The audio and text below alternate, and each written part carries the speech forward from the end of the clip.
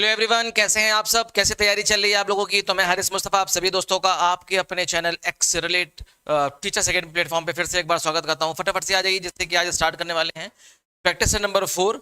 और ये आप बहुत इंपॉर्टेंट होने वाला है, जिसमें हम लोग तैयारी करेंगे बीपीएससी टीआरई 4.0 की।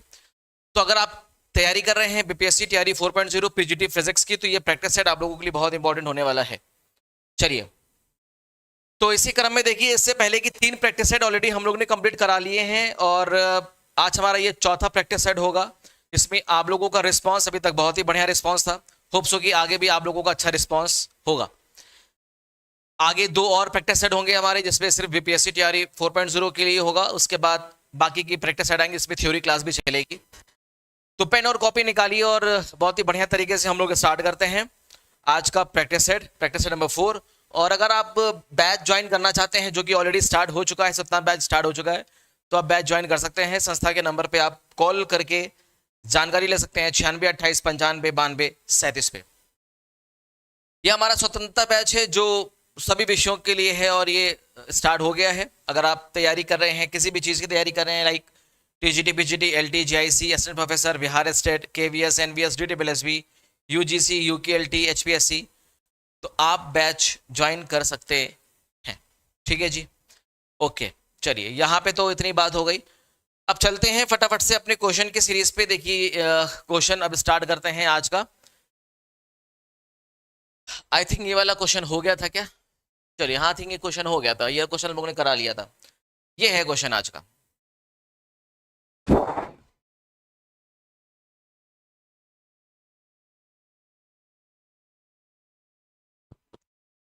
चलिए, पेन और कॉपी निकालिए फटाफट से। और पहला क्वेश्चन आपके सामने है। A solid sphere, a hollow sphere, a disc and ring of the same mass and radius, मतलब सबका रेडियस सेम है, मास सेम है।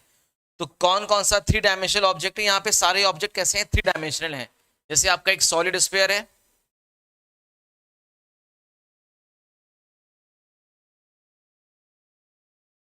जैसे आपका यहाँ पे सॉलिड स्फीयर है, और क्या दिया गया है? एक हॉलो स्फीयर दिया गया है, एक डिस्क दी गई है आपको, और एक रिंग दिया गया है आपको। 4 चीजें दी गई हैं आपको। ठीक है जी। तो आपको इसमें कह रहा है कि सबका मास इक्वल है और सबका रेडियस इक्वल है। Mass of all object are equal, radius भी कैसा है? इक्वल रेडियस है। तो फिर सबको क्या किया गया है? हाँ, are allowed to roll down an inclined plane. इन सबको इंक्लाइंड प्लेन पे ही रोल डाउन किया गया है simultaneously from the same height without slipping. Which of them reaches down first? इसमें से कौन सा सबसे पहले नीचे की तरफ जाएगा? तो क्वेश्चन तो होप्स हो कि आपको समझ में आ गया होगा। मान लीजिए आपके पास एक इंक्लाइंड प्लेन है। सब सारे इंक्लाइंड प्लेन कैसे हैं? सेम हाइट के इंक्लाइंड प्लेन है। सारे इंक्लाइंड प्लेन सेम हाइट के हैं। ठीक है जी, ओके। तो एक पे हमने क्या लिखा रखा हुआ है? सॉलिड स्फीयर और हॉलो स्फीयर। एक हमारा सॉलिड स्फीयर रखा हुआ है, ठीक है, ये हमारा हॉलो स्फीयर रखा हुआ है। और एक पे हमारी डिस्क रखी हुई है। कैसे रखी हुई है? डिस्क रखी हुई है। और एक हमारा रिंग रखा हुआ है, ये एक रिंग रखा हुआ है। इन सबको सेम इंक्लिनेशन पे रोल आउट किया जाता है विदाउट स्लिपिंग, बिना स्लिप किए हुए। तो आपसे पूछा जा रहा है कि ये हमारा सॉलिड स्फीयर, ये है आपका हॉलो स्फीयर, ये है आपकी डिस्क एंड रिंग। 4 चीजें हैं। ओके, चलिए, तो बताइए इसमें से कौन सा पहले पहुंचेगा? कौन सा इसमें सबसे पहले पहुंचेगा? कैसे करेंगे? आप जानते हैं ये सारे ऑब्जेक्ट कैसे हैं। इसमें से डिस्क और रिंग तो 2 डायमेंशनल है, बाकी सॉलिड और हॉलो स्फीयर आपका 2 डायमेंशनल है। तो अगर सिलेंडर भी होता तो हम सिलेंडर को भी लेके चलते हैं, है ना। मान लीजिए अगर इसमें हॉलो सिलेंडर भी आ जाता, सॉलिड सिलेंडर भी आ जाता, तो क्योंकि वो भी रोल करता है। इसमें सॉलिड स्फीयर, सारे ऐसे ऑब्जेक्ट हैं जो रोल करते हैं। ठीक है जी, इतना अच्छी थी बात तो समझ में आ गई। अब हर बात आपको एक बात समझ में आ रही है, हर एक ऑब्जेक्ट का यहाँ पे सेंटर ऑफ मास तो होगा। हर एक ऑब्जेक्ट का क्या होगा? सेंटर ऑफ मास होगा। और उस सेंटर ऑफ मास का जो एक्सेलरेशन होगा वो ट्रांसलेशनल और रोटेशनल दोनों प्रकार का होगा। मानते हैं, आप जानते हैं। अच्छा, अब बात आती है सर सेंटर ऑफ मास का टोटल एक्सेलरेशन क्या होगा। तो एक कॉमन एक्सेलरेशन होता है, अगर आपने पढ़ा हो तो मैंने आपको बताया था, common acceleration of a centre of mass of a object when roll on a inclined surface. जब कोई ऑब्जेक्ट किसी इंक्लाइंड सरफेस पे रोल करता है विदाउट स्लिपिंग, तो उसके सेंटर ऑफ मास का टोटल एक्सेलरेशन क्या होता है।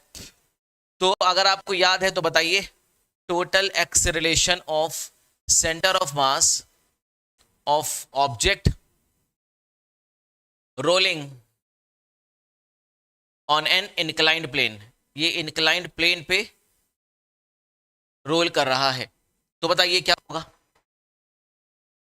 कॉमन एक्सेलरेशन आप जानते हैं, कॉमन एक्सेलरेशन होता है M G sine theta upon M plus I upon R square, यही होता है। बताइए, M G sine theta upon M plus I square. अब ये एम क्या है, एम है मास ऑफ द ऑब्जेक्ट जो कि सेम है, थीटा क्या है एंगल ऑफ इंक्लिनेशन, आई है मोमेंट ऑफ इनर्शिया, आर है रेडियस। ये सारी चीजें क्या है, देखो एम और आर तो सेम है सारे ऑब्जेक्ट में। एम क्या है मास, आर क्या है रेडियस, थीटा क्या है angle of inclination, angle of inclination, और यहां पे आई है moment of inertia, moment of inertia. ठीक है जी। तो अब यहां पे तो ये समझ में आ गया, देखो मास कांस्टेंट होगा, जी कांस्टेंट होगा, थीटा कांस्टेंट होगा। इसका मतलब डिपेंड किस पे कर रहा है, इस पे डिपेंड कर रहा है, मोमेंट ऑफ इनर्शिया पे डिपेंड कर रहा है। तो किसी भी ऑब्जेक्ट का जो एक्सेलरेशन होगा वो मोमेंट ऑफ इनर्शिया पे डिपेंड करेगा। अब बात आती है सर कैसे निकालें, कैसे होगा एक्सेलरेशन, निकाल के देखिए। अब जिस ऑब्जेक्ट का एक्सेलरेशन ज्यादा होगा वो जल्दी पहुंच जाएगा, और जिस ऑब्जेक्ट का एक्सेलरेशन कम आएगा वो धीरे पहुंचेगा, वो बाद में पहुंचेगा। अब आपको ये चेक करना पड़ेगा किसका एक्सेलरेशन ज्यादा होगा, किसका एक्सेलरेशन कम होगा। तो उसके लिए आपको क्या निकालना पड़ेगा, मोमेंट ऑफ इनर्शिया निकालना पड़ेगा of all object about the centre of rotation. जिस एक्सिस ऑफ रोटेशन के अराउंड कोई बॉडी रोटेट कर रही है इंक्लाइंड प्लेन पे, उसके अबाउट आपको क्या निकालना पड़ेगा, centre of moment of inertia निकालना पड़ेगा। अब अगर आपको मोमेंट ऑफ इनर्शिया याद है तो बताइए, सबसे पहले आपका आता है सॉलिड स्फीयर, एक सॉलिड स्फीयर, फिर आता है हॉलो स्फीयर, फिर है आपकी डिस्क, एंड देन फाइनली आपका है रिंग। अब आप मुझे बताइए सॉलिड स्फीयर का मोमेंट ऑफ इनर्शिया क्या होगा, what will be the moment of inertia of solid sphere, बताइए।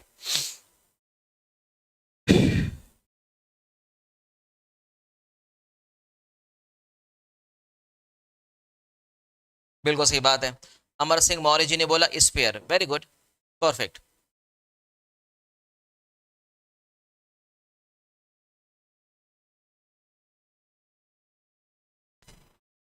सॉलिड स्फीयर का मोमेंट ऑफ इनर्शिया क्या होता है,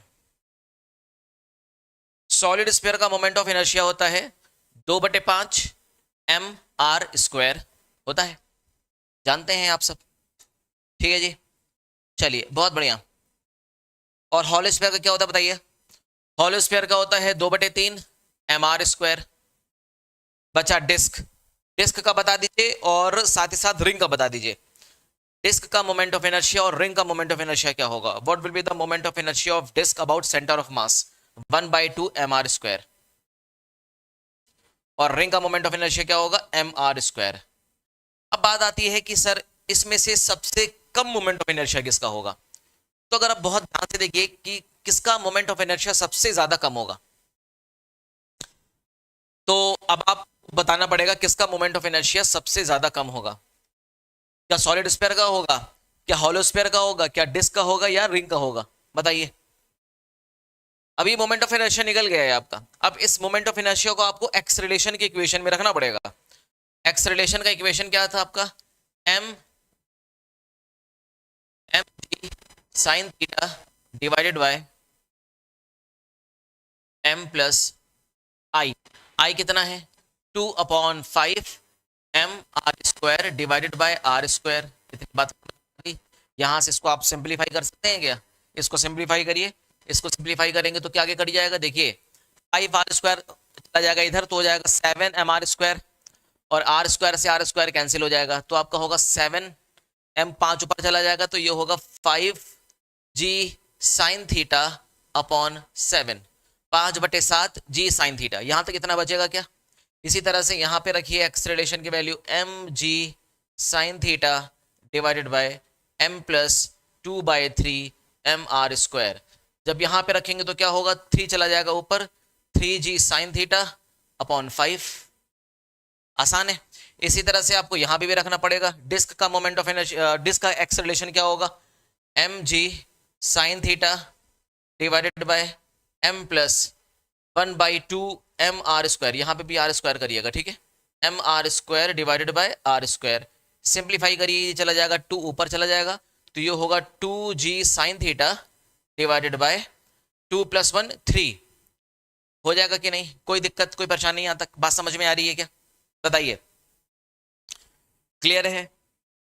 बहुत ध्यान समझिएगा। देखिए इस क्वेश्चन से आपको 4 क्वेश्चंस की तैयारी हो रही है। आपसे कोई भी बॉडी का एक्सेलरेशन पूछा जा सकता है ऑन इंक्लाइंड सरफेस पे, सॉलिड स्फीयर का, हॉलो स्फीयर का, रिंग का, डिस्क का, तो आप इस तरह से निकालेंगे, ठीक है।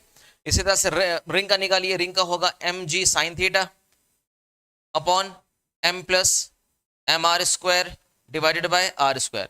सो r² से r² कैंसिल हो गया, m से m कैंसिल हो गया तो 2 बचेगा, तो ये आपका हो जाएगा g sign theta divided bye 2। अब आपको दिखाई दे रहा है सबसे कम मोमेंट एक्सेलरेशन किसका है? सबसे कम एक्सेलरेशन है सॉलिड स्फीयर का। सबसे कम एक्सेलरेशन किसका है? इसमें कंपैरिजन कर लिया जाए, कंपैरिजन किया जाए। चलिए कंपैरिजन करते हैं, कंपैरिजन करिए। चलिए एक्सेलरेशन का कंपेयर करिए। ये है solid sphere, hollow sphere, disc, ring, compare करते हैं। चलिए सॉलिड स्फीयर का क्या है? सॉलिड स्फीयर का निकला है 5/7 जी साइन थीटा, 5/7 जी साइन थीटा। अच्छा, हॉलो स्फीयर का क्या निकला है बताइए? 3/5 जी साइन थीटा, 3/5 जी साइन थीटा। डिस्क का बताइए कितना आया है? डिस्क का आया है 2/3 जी साइन थीटा। नहीं, हाँ, कितना आया है? 2/3, 2/3 जी साइन थीटा, और यहां पे आया है जी साइन थीटा डिवाइडेड बाय 2। ठीक है, आंसर बहुत ही लाजवाब आप लोगों ने दिया है, सबका आंसर बिल्कुल ठीक है। अब यहां से कंपेयर करिए, देखिए कंपैरिजन करेंगे तो क्या मिलेगा? देखिए जी साइन थीटा से जी साइन थीटा, जी साइन थीटा, जी साइन थीटा सब कैंसिल कर दीजिए, तो बचा आपका 5/7 इस टू 3/5 इस टू 2/3 इस टू 1/2। अब यहां से आपको क्या करना है? अब यहां से आपको देखना है कौन सा फ्रैक्शन बड़ा है। जो फ्रैक्शन बड़ा होगा हम उसी को लेकर चलेंगे। देखिए सारा डिनोमिनेटर बड़ा है तो इसको करने की एक ट्रिक होती है, डिफरेंस देख लिया करिए। डिफरेंस कितना है? 2। डिफरेंस कितना है यहाँ पे? 2। यहाँ पे डिफरेंस कितना है? 1। और यहाँ पे डिफरेंस कितना है? 1। बोलिए है कि नहीं? अब इन दोनों में देखिए, अब इन दोनों में थोड़ा सा कंफ्यूजन है, क्योंकि बड़ा तो यही है, या तो ये बड़ा है या तो ये बड़ा है, या तो इसका एक्सेलरेशन बड़ा है या तो इसका एक्सेलरेशन बड़ा है। कैसे पता चलेगा? क्रॉस मल्टीप्लाई करके पता चलेगा। 7 पंचे क्या होता है? 35, और 7 तिहाई कितना होता है? 21। तो 35 बड़ा है, 35 बड़ा है, इसका मतलब क्या है? सॉलिड स्फीयर है। ठीक है जी, समझ में आ गया क्या? तो इसका मतलब कौन सा होगा? सॉलिड स्फीयर होगा जिसका एक्सेलरेशन सबसे ज्यादा होगा। ये सबसे पहले पहुंचेगा, ये सबसे पहले नीचे की तरफ पहुंचेगा। तो ऑप्शन ऑप्शन कौन सा सही है आपका? Solid sphere is the right answer. बड़ा क्वेश्चन है, इस क्वेश्चन में थोड़ा सा टाइम लग सकता है, कोई दिक्कत नहीं है, लेकिन इस क्वेश्चन के साथ साथ आपकी 4 क्वेश्चन की तैयारी हो गई है। ठीक है जी, चलिए विवेकानंद जी का आंसर है फर्स्ट। ठीक है, नेक्स्ट क्वेश्चन देखिए, समझ में आ गया कैसे करेंगे? चलिए, the inertia of moving object depends on, एक चलती हुई ऑब्जेक्ट की जो इनर्शिया होता है, इनर्शिया मतलब जड़त्व, the inertia of a moving object depends on momentum, speed, mass, shape. किस पे डिपेंड करता है? जय हिंद Vivekanand ji. Inertia of a moving object depends on it's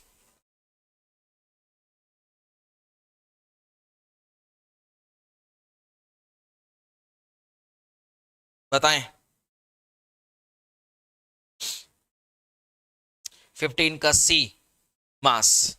चलिए बहुत बढ़िया answer, absolutely correct, mass is the right answer. Mass पे डिपेंड करता है। अच्छा, किसी मूविंग ऑब्जेक्ट का मोमेंटम किस पे डिपेंड करता है? A momentum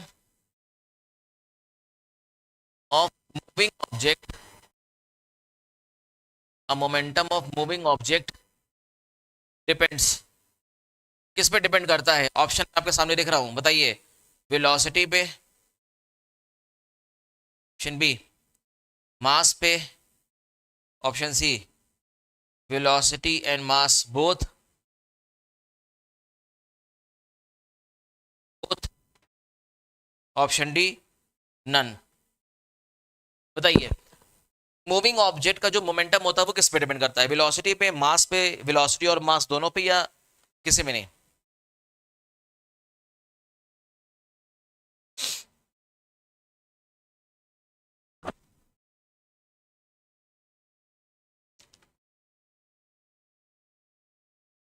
both. चलिए बहुत बढ़िया, परफेक्ट।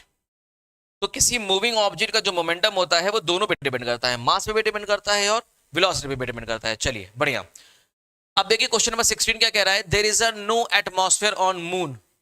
मून पे कोई एटमॉस्फेयर नहीं है। क्या वजह हो सकती है? It is closer to earth, क्या ये पृथ्वी के बहुत समीप है इस वजह से? या it revolves around the earth, ये अर्थ का चक्कर लगाता है इस वजह से? It gets light from the sun, क्या ये सूर्य से लाइट पाता है इस वजह से? या नन ऑफ द अबव, इसमें से कोई ऑप्शन नहीं है। There is no atmosphere on the moon, moon पे कोई भी एटमॉस्फेयर नहीं होता। What is the reason behind it?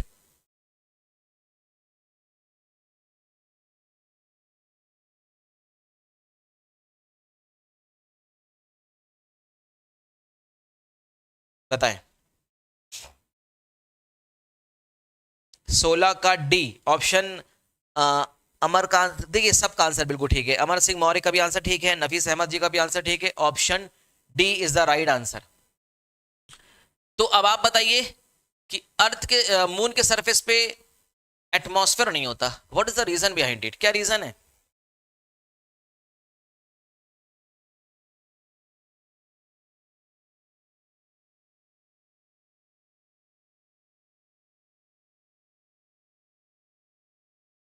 क्योंकि मून के सरफेस पे, या मून के सरफेस पे जो गैस के मॉलिक्यूल्स होते हैं, उनकी जो एस्केप्ड वेलोसिटी होती है वो उनकी आरएमएस वेलोसिटी से कम होती है। एक सबसे बड़ा रीजन है।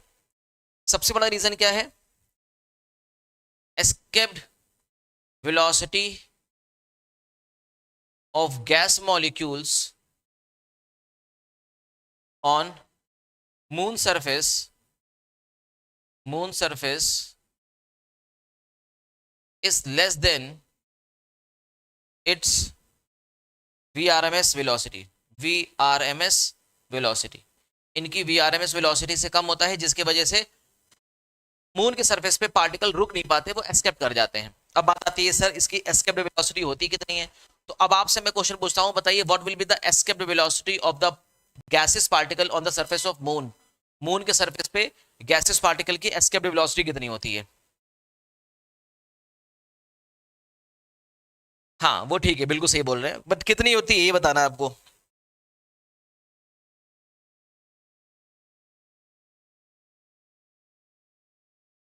बताइए कितनी होती है?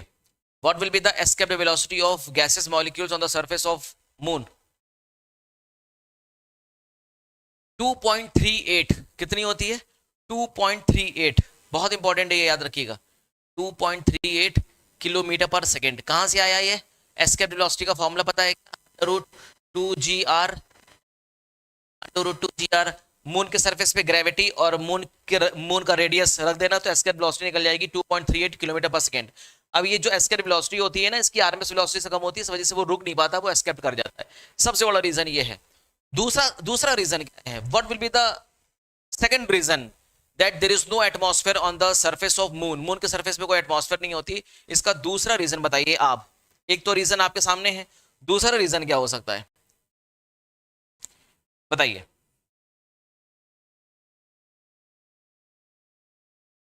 चलिए आप मुझको दो रीजन और बताइए। देखिए एक रीजन तो आपके सामने है, दो रीजन मुझे और बताइए, आप ही लोग बताएंगे, दो रीजन और बताइए। What the reason behind there are no atmosphere on the surface of moon, moon के सरफेस पे एटमॉस्फेयर नहीं होता।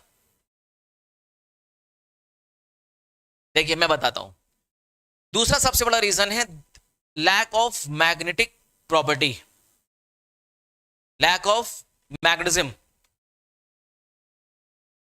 Lack of magnetism,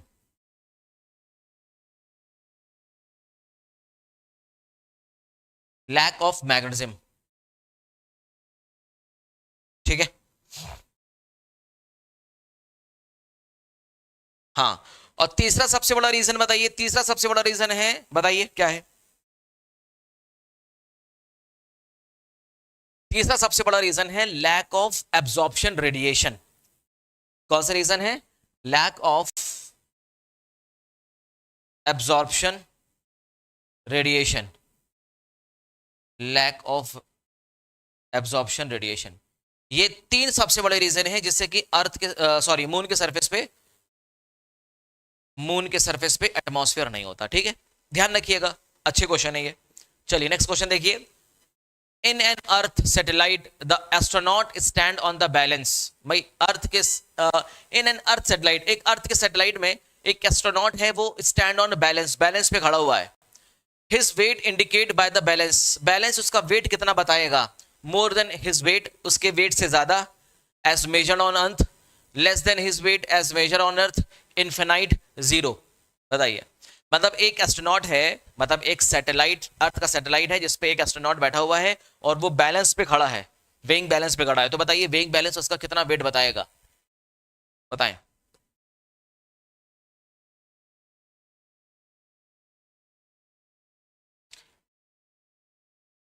Amar Singh Maurya का आंसर आ गया है 17 का ऑप्शन डी।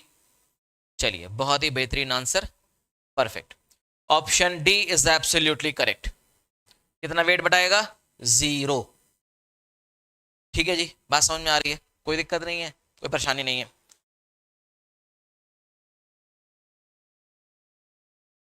एक एस्ट्रोनॉट सैटेलाइट में जब बैठता है या जब सैटेलाइट में रहता है तो वो किस फ्रेम में आ जाता है? नॉन इनर्शियल फ्रेम में आता है ना, पता ही है ना। ये मान लीजिए अर्थ है और ये सैटेलाइट घूम रहा है ना, और कोई भी पर्सन अगर अंदर बैठेगा तो ये किस में है? नॉन इनर्शियल फ्रेम में बैठा है। और अगर नॉन इनर्शियल फ्रेम में बैठेगा तो इसके बाहर की तरफ एक फोर्स लगेगा जिसे बोल देंगे सेंट्रीफ्यूगल फोर्स, और अर्थ की पुलिंग इसको खींच रही है अपने तरफ, इसको बोलते हैं ग्रेविटेशनल पुल, एफ जी। और दोनों आपस में क्या होते हैं? आपस में बराबर होते हैं। जब दोनों आपस में बराबर होंगे तो इस पे नेट फोर्स कितना होगा? इस पे नेट फोर्स जीरो होगा। जब नेट फोर्स जीरो होगा तो उसका वेट कितना बताएगा? जीरो बताएगा। ठीक है जी, चलिए बेहतर, बहुत बढ़िया। नेक्स्ट क्वेश्चन देखिए। An object weight 10 newton on the surface of earth, earth के सरफेस पे किसी ऑब्जेक्ट का वेट है 10 newton. What would be its weight on the surface of moon, moon के सरफेस पे इसका वेट कितना होगा? चलिए बताएं कितना होगा। आसान क्वेश्चन है ये तो।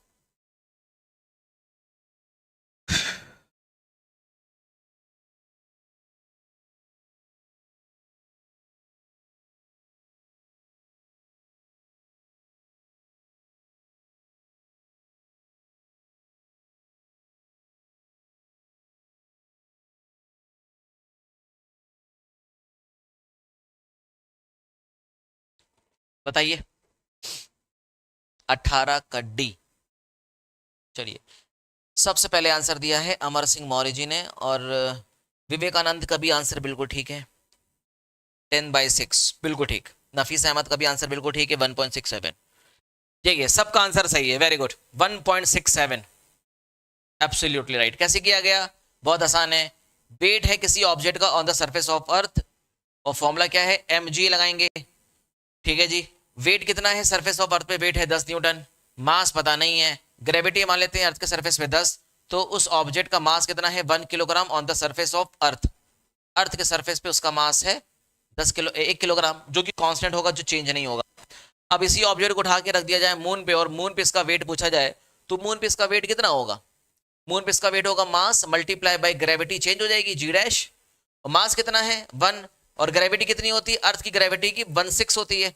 ग्रेविटी कितनी है? 10/6, कर देंगे तो 1.67 न्यूटन आ जाएगा weight of the object on the surface of moon. Moon के सरफेस पे ऑब्जेक्ट का वेट आ जाएगा 1.67 न्यूटन। ठीक है जी, चलिए इतनी बात तो क्लियर है।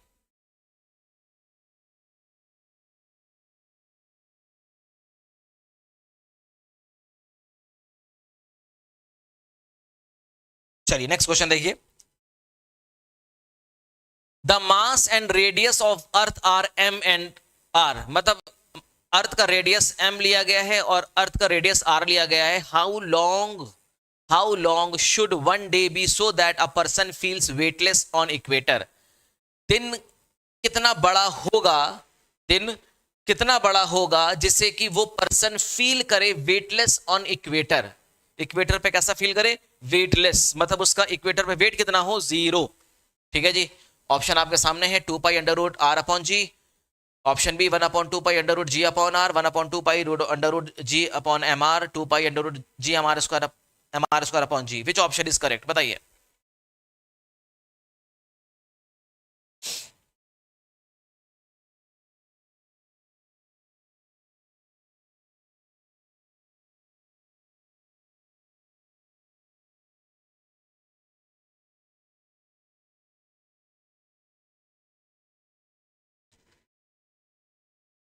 आसान है, कैसे करेंगे, किस अप्रोच के साथ करेंगे, बताइए फटाफट से। आपको पता है अर्थ की ग्रेविटी में जो चेंज होता है, वेरिएशन होता है, वो अर्थ के रोटेशन की वजह से भी होता है। अर्थ के अपने एक्सेस पर रोटेशन की वजह से भी होता है। तो रोटेशन की वजह से अर्थ में जो अर्थ पे जो ग्रेविटी में जो चेंजेस आता है वो कैसा आता है, उसका इक्वेशन आपको पता है क्या, बताइए। What will be the equation of weight of an object on equator. Equator पे किसी ऑब्जेक्ट का वेट का क्या फॉर्मूला है, equation of a weight of an object, weight of an object on equator, कोई जानता है क्या, m g डैश, क्योंकि इक्वेटर पे ग्रेविटी चेंज हो जाएगी, is equal to m g minus omega square r। बोलिए, पढ़ चुके हैं क्या, कितनी बार पढ़ाया है, काफी बार मैंने इसका डेरिवेशन भी आपसे कराया है। ये जी डैश क्या है, जी डैश है ग्रेविटी ऑन इक्वेटर। इक्वेटर पे ग्रेविटी है, ये ग्रेविटी कहां पे है, पोल पे ग्रेविटी है, ये ग्रेविटी इक्वेटर पे है। अब इक्वेटर पे इसका वेट कैसा है, 0, और इक्वेटर पे इसका वेट 0 क्यों होगा, क्योंकि इक्वेटर पे ग्रेविटी बोला गया है 0। कंडीशन दिया गया है कि इसका दिन कितना होगा इक्वेटर पे जिससे कि वो अपना वेटलेस महसूस करे। वेटलेस तभी महसूस करेगा जब इसकी ग्रेविटी इक्वेटर पे 0 हो जाएगी। तो जब आप इसको 0 कर देंगे तो ये मिलेगा m g minus omega square r। m 0 हो नहीं सकता, g minus omega square r, तो यहां से ओमेगा स्क्वायर, आप ओमेगा बराबर क्या निकल आएगा, ओमेगा बराबर निकल आएगा आपका g upon r under root. बताइए, तो इसकी एंगुलर वेलोसिटी निकल आएगी गुरुजी। एक क्वेश्चन और क्लियर हो गया आपका, यहां से देखिए एक क्वेश्चन आपका और क्लियर हो गया, एंगुलर वेलोसिटी। तो पूछा जाता है आपसे एग्जाम में कि अर्थ किस एंगुलर वेलोसिटी से रोटेट करे कि इक्वेटर पे बैठा कोई भी वस्तु, इक्वेटर पे बैठा कोई भी ऑब्जेक्ट वेटलेस महसूस करे। तो under root g upon R की अगर एंगुलर वेलोसिटी से रोटेट करेगा तो इक्वेटर पे बैठा कोई भी पर्सन अपना वेटलेस महसूस करेगा। अब कितना टाइम पीरियड लगता है, फॉर्मूला होता है T is equal to 2 pi by omega, और ओमेगा बराबर आपके सामने दिया गया है। रेसिप्रोकल कर दीजिए तो क्या मिलेगा, 2 pi under root R upon G, R upon G. ये हो गया टाइम पीरियड, इतना टाइम पीरियड लगेगा। अब देख लीजिए क्या टाइम पीरियड का इक्वेशन किसी में है क्या, 2 pi R upon ji, option A है।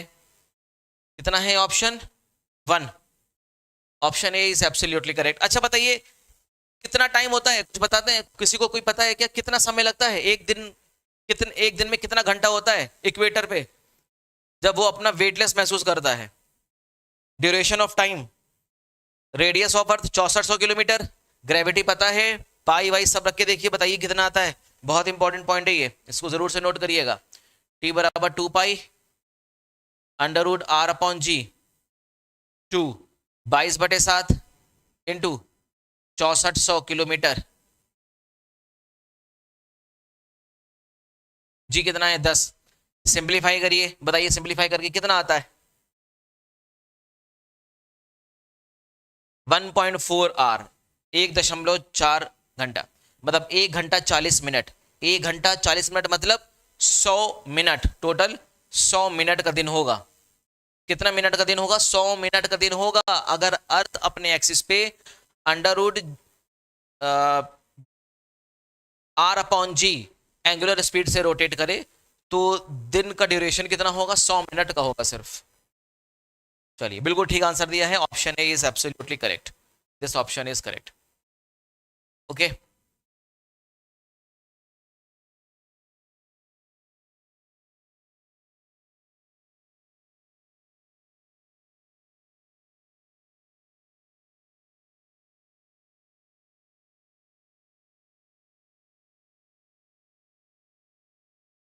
चलिए आगे, आगे चलिए।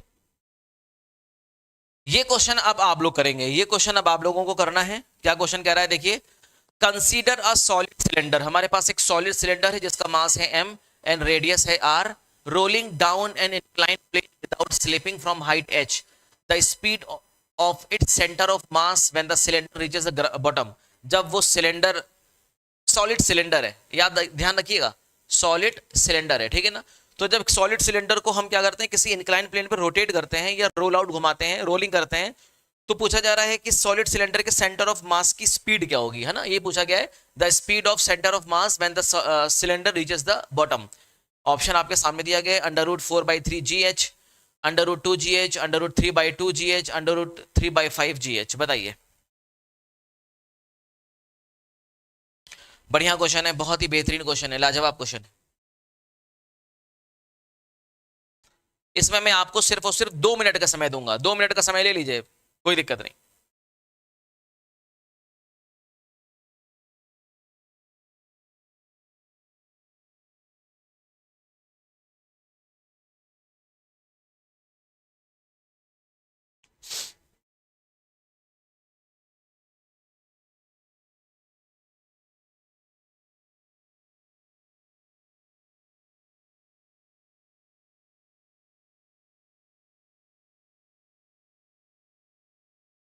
बताइए कैसे करेंगे, किस अप्रोच के साथ करेंगे?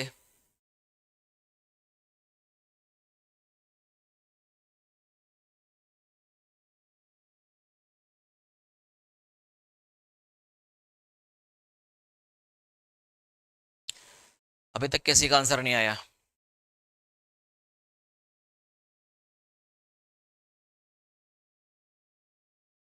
विवेकानंद जी ने आंसर दिया है ऑप्शन ए। चलिए ठीक है, अब मुझे कुछ ऑप्शन तो याद नहीं है, इसका आंसर क्या होगा मुझे याद नहीं है, देखते हैं क्या होगा। कैसे करेंगे जरा ध्यान से देखिए। आपके पास एक इंक्लाइंड सरफेस है, मान लीजिए एंगल कितना है? थीटा, और एक सॉलिड सिलेंडर है जो रोल आउट कर रहा है। मान लेते हैं सॉलिड सिलेंडर का मास है m और इसका रेडियस है r, और कितने हाइट पे है? मान लेते हैं h हाइट पर है। मानते हैं एक सॉलिड सिलेंडर जब रोल आउट करेगा, रोल करते करते करते कहां पे आ जाएगा? बॉटम पे पहुंच जाएगा। तो अगर मान लीजिए ये इंक्लाइंड सरफेस स्मूथ है, अगर ये इंक्लाइंड सरफेस कहता है स्मूथ है, ये स्लिप नहीं कर रहा है ना, स्मूथ है, तब हम यहां पे कंजर्वेशन ऑफ एनर्जी लगा सकते हैं क्या? मतलब जब ये सॉलिड सिलेंडर किसी हाइट पर होगा तो उसके पास कौन सी एनर्जी होगी? Potential energy. और जब ये रोल आउट करते करते बॉटम पे आ जाएगा तो उसके पास कौन सी एनर्जी होगी? Kinetic energy. तो उसकी पूरी पोटेंशियल एनर्जी किस में कन्वर्ट हो जाएगी? काइनेटिक एनर्जी में कन्वर्ट हो जाएगी। तो हम यहाँ पे क्या लगा सकते हैं? कंजर्वेशन ऑफ एनर्जी लगा सकते हैं।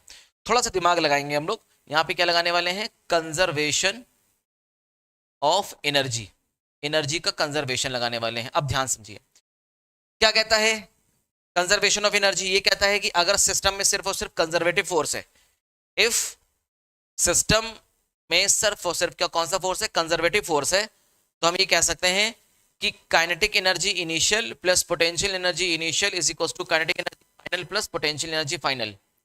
इनिशियल काइनेटिक एनर्जी जीरो होगा क्योंकि ये जो सॉलिड सिलेंडर है रुकी हुई अवस्था में एट रेस्ट पे है, तो ये जीरो हो गया। इनिशियल पोटेंशियल एनर्जी कितना हो जाएगा? mgh, कोई दिक्कत नहीं है, रेडियस आर है, कोई समस्या नहीं है।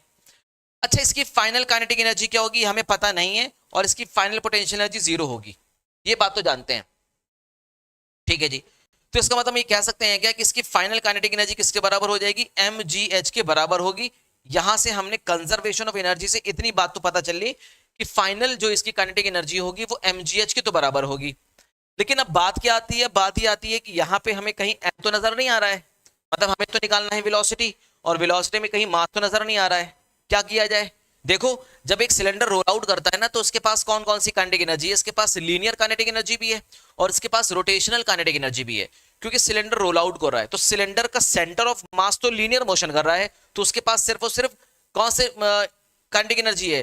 ट्रांसलेटरी काइनेटिक एनर्जी है। लेकिन हर एक पॉइंट सर्कुलर मोशन कर रहा है तो उसके पास रोटेशनल काइनेटिक एनर्जी भी है। तो सिलेंडर जब रोल आउट करता है किसी इंक्लाइंड सरफेस पे, तो उसके पास ट्रांसलेटरी काइनेटिक एनर्जी के साथ साथ रोटेशनल काइनेटिक एनर्जी भी होती है। ठीक है जी। तो इसका मतलब है कि जब एक सिलेंडर रोल आउट करके यहां पर आएगा तो उसके पास दो प्रकार की काइनेटिक एनर्जी होगी। कौन सी काइनेटिक एनर्जी होगी? एक तो ट्रांसलेटरी काइनेटिक एनर्जी, दूसरी होगी रोटेशनल काइनेटिक एनर्जी। मानते ही हैं, कोई समस्या वाली बात नहीं है। अच्छा, इसकी ट्रांसलेटरी काइनेटिक एनर्जी क्या होगी? 1/2 mv²। मान लीजिए अगर बॉटम पे अगर इसकी स्पीड v हो गई है तो, ठीक है। और इसकी रोटेशनल काइनेटिक एनर्जी क्या होगी? 1/2 I ω²। कोई समस्या नहीं है, बहुत आसान है। और आपको पता है v और ओमेगा कैसे आपस में रिलेटेड है? बताइए, v बराबर क्या होता है? r omega. अभी पढ़ाया था मैंने आपको। तो ओमेगा बराबर क्या हो जाएगा? v/r। कोई दिक्कत नहीं। चलिए, अब बात आती है कि सर सॉलिड सिलेंडर का सेंटर ऑफ मास के अलोंग मोमेंट ऑफ इनर्शिया पता चल जाए तो हम सारी चीज निकाल सकते हैं। और आपको सॉलिड सिलेंडर का सेंटर ऑफ मास के अलोंग मोमेंट ऑफ इनर्शिया पता है, क्या होता है बताइए? 1/2 mr²। याद रखिएगा, ये सारे मोमेंट ऑफ इनर्शिया बहुत इंपॉर्टेंट है। तो सॉलिड सिलेंडर का सेंटर ऑफ मास के अलोंग मोमेंट ऑफ इनर्शिया होता है 1/2 mr²। मल्टीप्लाई बाय ओमेगा की जगह कर दीजिए v²/r²। बस खत्म। अब बचा क्या रह गया? r² से r² कैंसिल हो जाएगा। यहाँ क्या बचेगा? 1/2 mv² प्लस 2 2 सा 4 हो जाएगा। ये हो जाएगा 1/4 mv²। सिंप्लीफाई करिए, ये आपका कितना होगा? 4 2 3/4 होगा क्या? 3/4 mv²।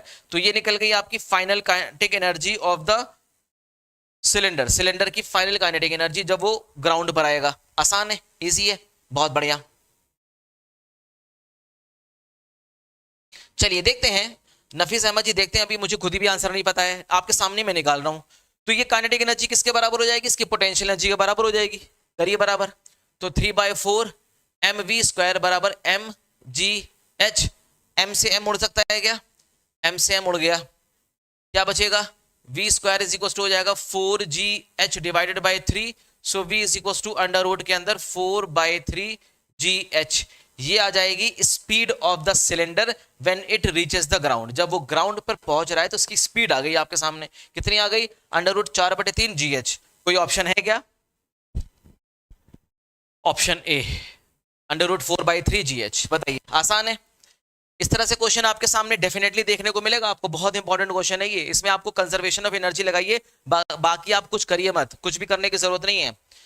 ठीक है, इसमें कंजर्वेशन ऑफ एनर्जी सबसे इंपॉर्टेंट रोल प्ले करेगा और उसी से ही सारे आपके जो सॉल्यूशन होंगे या आंसर होंगे बहुत ही आसानी से आप निकाल सकते हैं। ठीक है,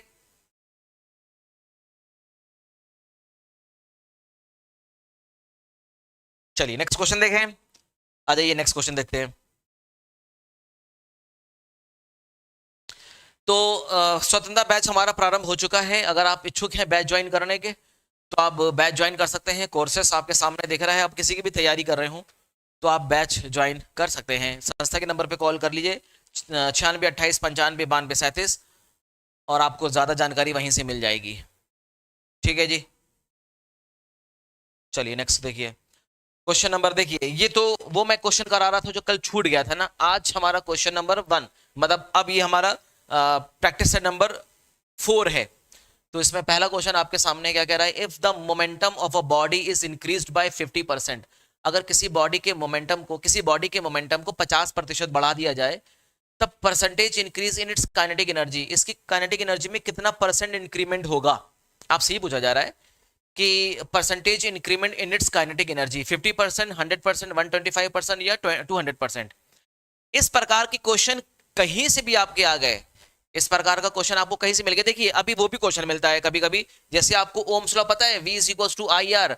आपसे कहा जाता है ना कि अगर मान लीजिए वोल्टेज को हम 50 गुना बढ़ा दें तो बताइए ऐसा ऐसा बोला जाएगा कि मान लीजिए अगर हमने करंट को 40% इंक्रीज कर दिया, 40% इंक्रीज कर दिया, तो बताइए रेसिस्टेंट को हम कितना परसेंट डिक्रीज करें कि वोल्टेज कांस्टेंट रहे, वोल्टेज कांस्टेंट रहे। एक प्रकार का क्वेश्चन ये भी आता है कि अगर करंट को 40% बढ़ाया गया तो बताइए रेजिस्टेंस को कितना परसेंट डिक्रीज करें कि हमारा वोल्टेज कांस्टेंट है। तो इस प्रकार का कहीं भी क्वेश्चन आ जाए ना इस तरह का, एक बहुत आसान सी ट्रिक है, उस ट्रिक को सीख लीजिए, बस अप्लाई कर दीजिएगा, फटाफट से निकल जाएगा, ज्यादा आपको इसमें परेशान होने की जरूरत नहीं है। ठीक है जी, चलिए देखिए आंसर अमर सिंह मौर्य का आंसर आ गया है 1 का सी।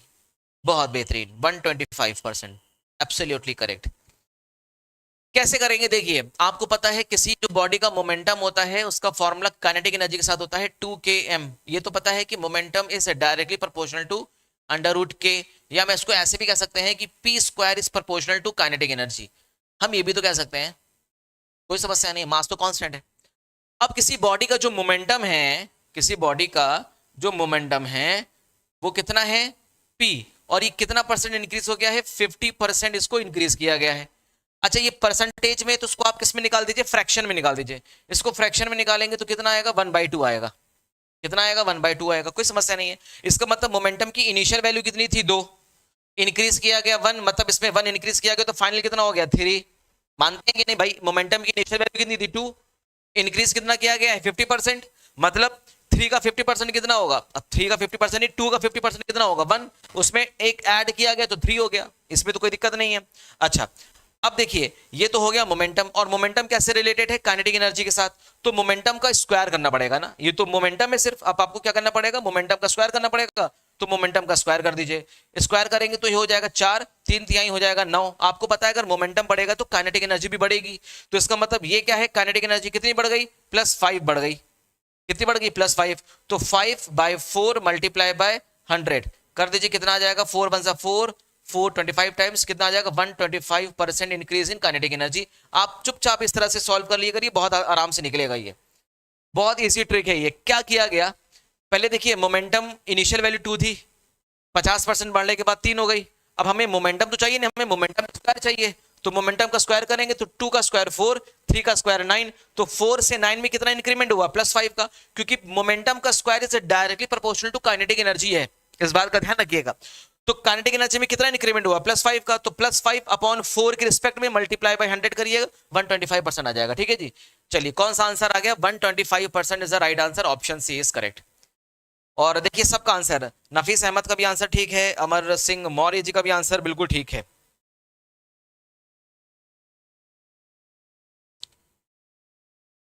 नेक्स्ट क्वेश्चन देखिए क्या कह रहा है, A car runs along a horizontal straight road at a speed of 20 metre पर सेकेंड। एक कार है बिल्कुल स्ट्रेट रोड पे चलती है 20 मीटर पर सेकेंड की स्पीड से।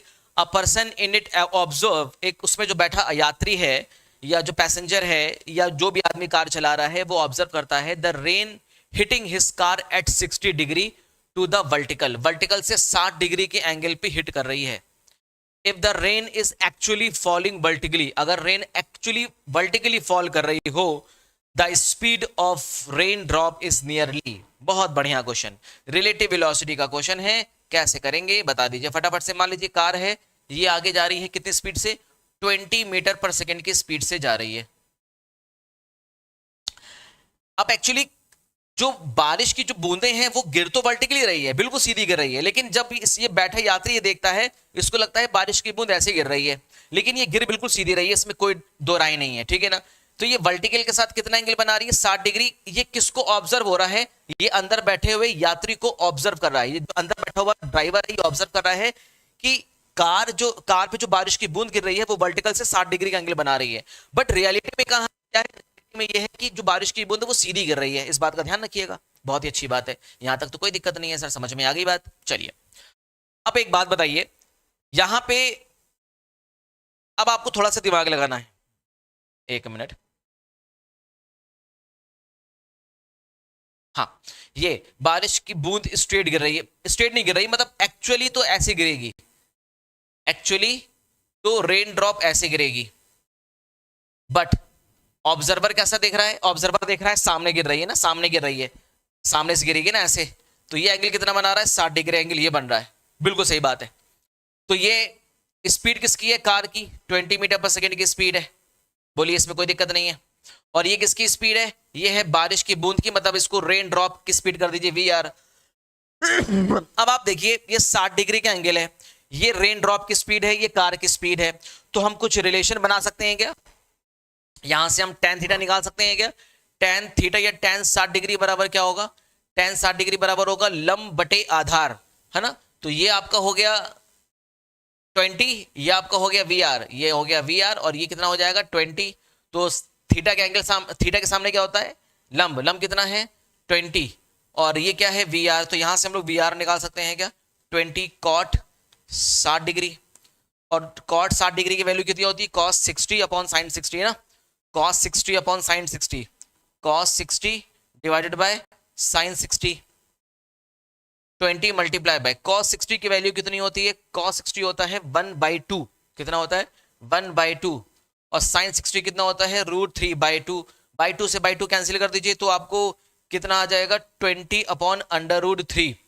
तो इसको आप सिंप्लीफाई करिए, और √3 की वैल्यू कितनी होती है? 1.73। बताइए कितना आ जाएगा? 2 का डी 23.1 मीटर पर सेकेंड।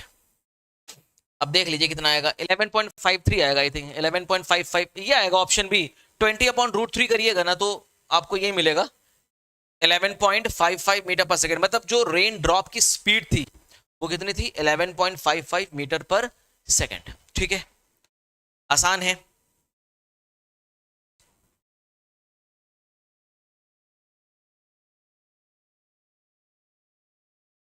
बोलिए, चलिए नेक्स्ट क्वेश्चन देखिए। नेक्स्ट क्वेश्चन देखिए, अच्छा क्वेश्चन है। The lift is moving down, एक लिफ्ट नीचे की तरफ मूव कर रही है with an acceleration A.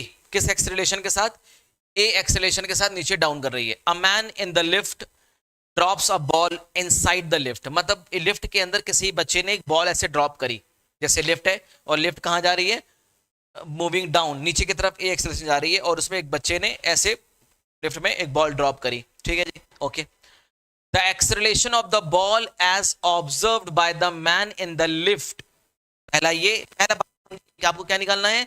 The acceleration of the ball as observe by the man in the lift, पहली बात। And a man standing stationary on the ground, मतलब आपको दो चीज फाइंड आउट करनी है। एक फाइंड आउट करनी है acceleration of the ball, ball का एक्सेलरेशन निकालना है as observe by the man, जो कहां पे है? लिफ्ट के अंदर बैठा हुआ है।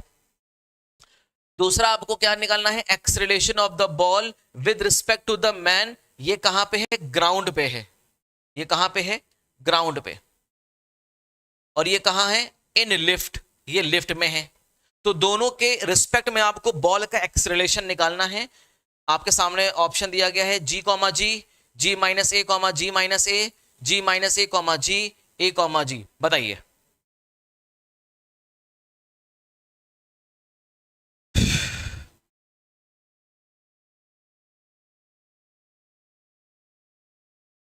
ठीक है।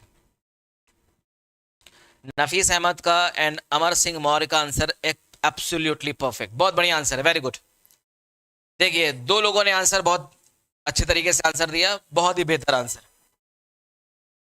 जिस अप्रोच के साथ आप बढ़ रहे हैं, आप बढ़ रहे हैं इस अप्रोच के साथ कि a lift is moving down with an acceleration A, एक लिफ्ट जो है ए एक्सेलरेशन से मूव कर रहा है। मान लीजिए एक लिफ्ट है, ये ए एक्सेलरेशन नीचे की तरफ जा रहा है, तो ग्राउंड पर अगर कोई ऑब्जर्वर देख रहा है तो ये ए एक्सेलरेशन नीचे की तरफ आ रहा है, इसमें तो कोई दो राय नहीं। इसमें बैठा हुआ जो बच्चा है वो भी किस एक्सेलरेशन से आ रहा है? वो भी एक ए एक्सेलरेशन से नीचे की तरफ आ रहा है। ये बात तो समझ में आती है, इसमें तो कोई दो राय नहीं है। चलिए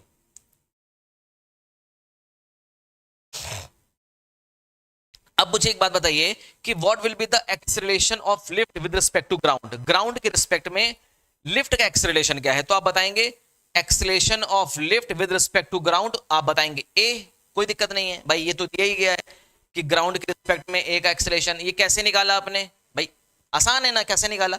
अब अगर एक ऑब्जर्वर बाहर बैठ के ऑब्जर्व कर रहा है तो इसका मतलब लिफ्ट का एक्सेलरेशन कितना है? ए। तो इसको कैसे लगेगा कि लिफ्ट ए एक्सेलरेशन से नीचे की तरफ आ रहा है? ये ऑब्जर्वर कैसे है? एट रेस्ट पे है, रुके हुए अवस्था में है। ठीक है जी, बात तो समझ में आ गई। अब आप मुझे बताइए what will be the acceleration of ball with respect to man, with respect to man, इस आदमी की रिस्पेक्ट में बॉल का एक्सेलरेशन क्या होगा? तो आप क्या बोलेंगे? आप बोलेंगे या अच्छा, जो आदमी का एक्सेलरेशन होगा, जो बच्चे का एक्सेलरेशन होगा, वही तो लिफ्ट का भी एक्सेलरेशन होगा। तो यहां पे अगर हम लिफ्ट लगाते तो कोई दिक्कत वाली बात तो नहीं है, कोई दिक्कत भाई, जो बच्चे का एक्सेलरेशन होगा वही तो लिफ्ट का एक्सेलरेशन होगा। तो यहां पे हम कर सकते हैं acceleration of ball with respect to ground minus acceleration of lift with respect to ground, कोई दिक्कत नहीं है। तो acceleration of ball with respect to ground कितना है बताइए? What will be the acceleration of ball with respect to ground? What will be the acceleration with respect to ground? What will be the acceleration of ball with respect to ground? जी, क्या होगा? जी, acceleration due to gravity. What will be the acceleration of lift with respect to ground? A, ये आपको दिया गया है। तो भैया ये निकल गया एक्सेलरेशन बॉल का विद रिस्पेक्ट टू लिफ्ट के, जी माइनस ए। अब दूसरा आपसे क्या पूछा गया है कि acceleration of ball with respect to man, जब वो कहां पे खड़ा है? स्टेशनरी, मतलब स्टेशनरी पोजीशन पे है, ग्राउंड पे। तो आप कैसे निकालेंगे? तो मैन के एक्सेलरेशन की जगह पे हम ग्राउंड का ले ले तो कोई दिक्कत तो नहीं है, यहाँ पे ग्राउंड का ले लेते हैं, कोई समस्या नहीं है, क्योंकि ये बच्चा भी ग्राउंड पे है और ये भी रेस्ट पे है और ग्राउंड भी रेस्ट पे है, ठीक है। तो ये क्या हो जाएगा? Acceleration of ball with respect to ground. बताइए कैसे करेंगे? बहुत आसान है, कैसे करेंगे बताइए?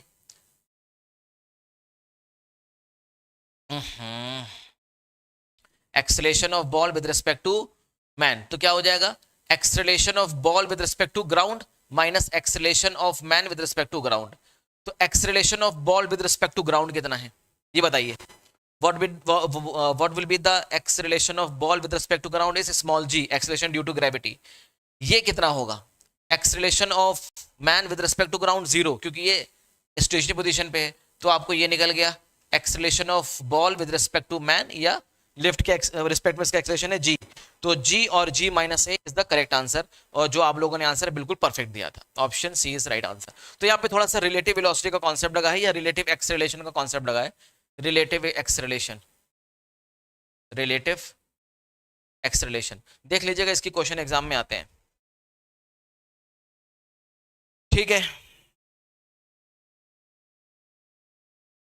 चलिए नेक्स्ट क्वेश्चन देखिए। How large a force parallel to the smooth incline plane 30 degree पे, अच्छा ये 30 डिग्री दिया गया है, 30 डिग्री देख लीजिएगा।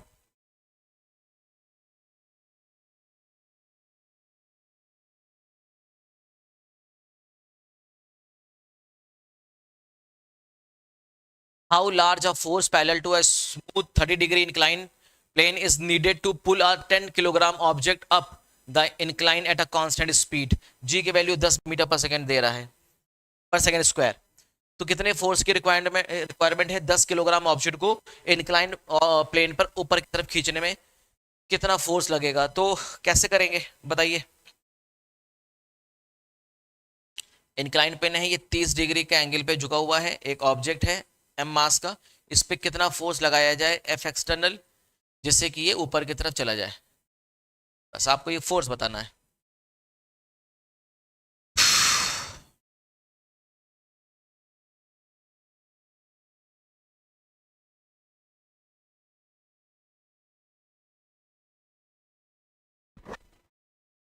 फोर्स का मैग्नीट्यूड बताना है, इस बात का ध्यान रखिएगा, ठीक है।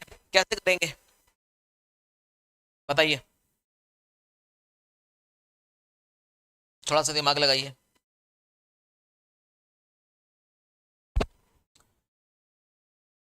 आपको पता है इस बॉडी का वेट कहाँ लगेगा? नीचे की तरफ mg, और एक वेट लगेगा इस डायरेक्शन में, ये क्या होगा? mg cos 30 degree. एक लगेगा इस डायरेक्शन में mg sin 30 डिग्री। इसका मतलब ये है कि ये वाला इसका जो वेट है, इसके अपोजिट में हमें फोर्स लगाना पड़ेगा, इस वेट के अपोजिट में फोर्स लगाना पड़ेगा, तभी तो ये जाएगा। और सरफेस कैसा है? स्मूथ है, तो हमें कितना फोर्स लगाना पड़ेगा? हमें लगाना पड़ेगा mg sin 30 डिग्री का फोर्स लगाना पड़ेगा। मास कितना है? 10 किलोग्राम, ग्रेविटी है जी 10, और साइन 30 होता है 1/2, कितना आ जाएगा? 50 न्यूटन। मतलब कितना फोर्स लगाना पड़ेगा? 50 न्यूटन का फोर्स लगाना पड़ेगा ऊपर की तरफ, ठीक है जी। बताइए।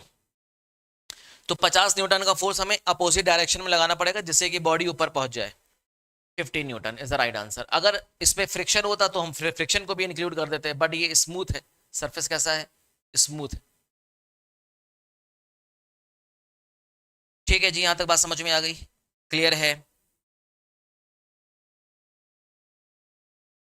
चलिए, तो यहाँ पे आज की क्वेश्चंस को कंप्लीट करते हैं, समाप्त करते हैं। ठीक है, तो बाकी के नेक्स्ट जो प्रैक्टिस सेट होगा वो हम कल डिस्कस करेंगे। इसके बाद का जो क्वेश्चन होगा हम लोग कल डिस्कस कर लेंगे। टोटल आई थिंक 16-17 क्वेश्चन होंगे, वो कल डिस्कस करेंगे। ठीक है, तो तैयारी करते चलिए, पढ़ाई करते रहिए। अगर आपको क्वेश्चंस का लेवल समझ में आ रहा है, अगर आपको लग रहा है कि तैयारी आपकी बहुत अच्छी हो सकती है, तो आप बैच ज्वाइन कर सकते हैं, जुड़ सकते हैं टीचर्स अकेडमी के साथ। ठीक है, तैयारी करते रहिए, पढ़ाई करते रहिए। All the very best.